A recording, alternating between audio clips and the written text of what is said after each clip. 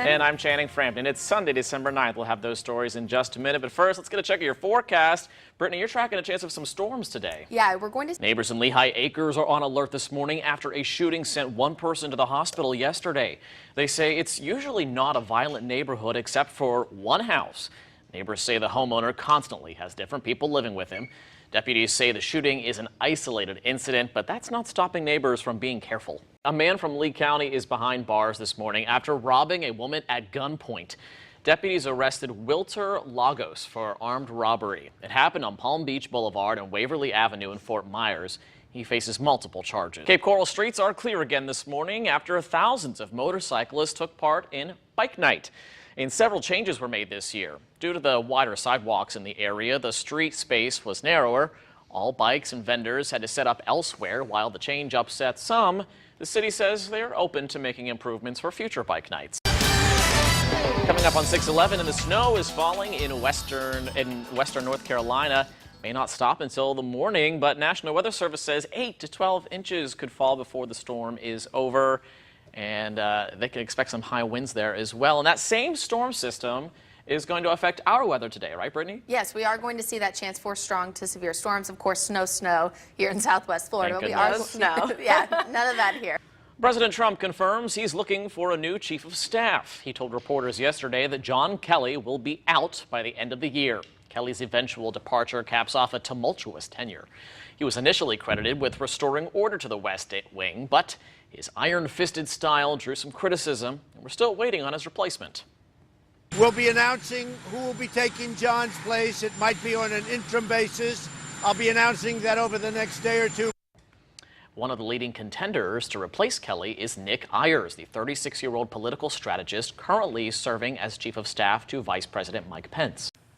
Well, now this morning, listen to this. A man is arrested for trespassing after telling children that Santa isn't real. The St. Mark United Methodist Church in Texas was hosting a breakfast with Santa event this weekend. It raised money to buy presents for kids in need. But 3 protesters outside had a problem with Santa. They reportedly told parents their kids should believe in Jesus, not Santa. We love Santa Claus. We love Christmas in Cleveland, Texas. And I hope those protesters know they're probably going to get a big lump of coal instead of being on the nice list. Well, officers arrested one protester for trespassing after he refused to leave. The mayor added that there will be undercover officers protecting Santa at this year's Christmas parade. Giving kids a normal life, parents of children with autism or cerebral palsy say these tricycles are the answer, but there's a problem.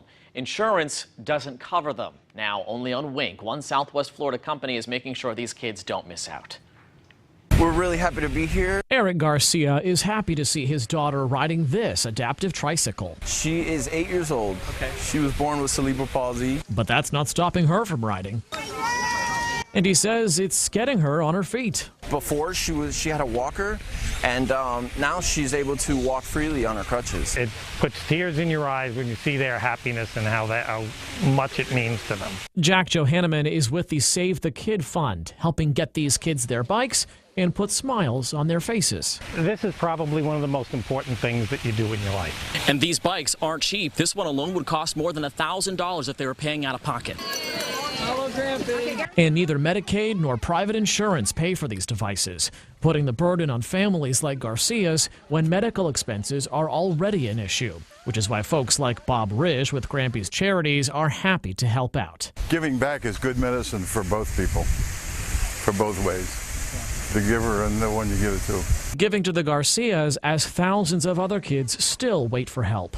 It's quite a shame because some children really need it and they don't have all the benefits, and all the privileges that normal parents have. Which is why this holiday season, he's grateful his daughter will still have a chance to ride like everyone else.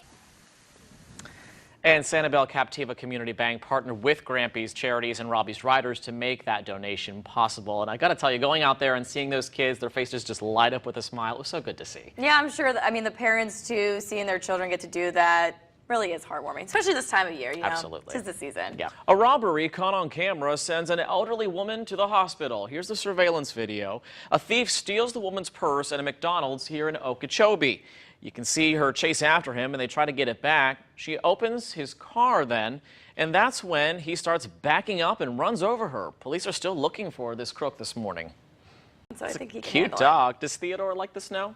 He does like the snow. He's kind of a sissy though. So he's like, oh, my paws are cold. That's my dog. And then he's like, let's go inside. I think he likes Florida weather better. I have to agree. So. Do you have any pets? I do. I have a dog, Roger. He's never been in snow though. He just turned 1. So. Aww. All right, breaking overnight, a deadly crash on Interstate 75 northbound. This happened right around mile marker 133 near the Fort Myers area. Florida Highway Patrol responded just before 3 o'clock this morning to an area south of Colonial Boulevard exit in Fort Myers. This morning, the road is back open. All right, thank you, Brittany. Right now, we've got some breaking news. A dead body was found in the Fort Myers area on Veronica Shoemaker Boulevard. Week News reporter Janae Muchmore just got on scene. Janae, can you tell us what you're seeing there right now?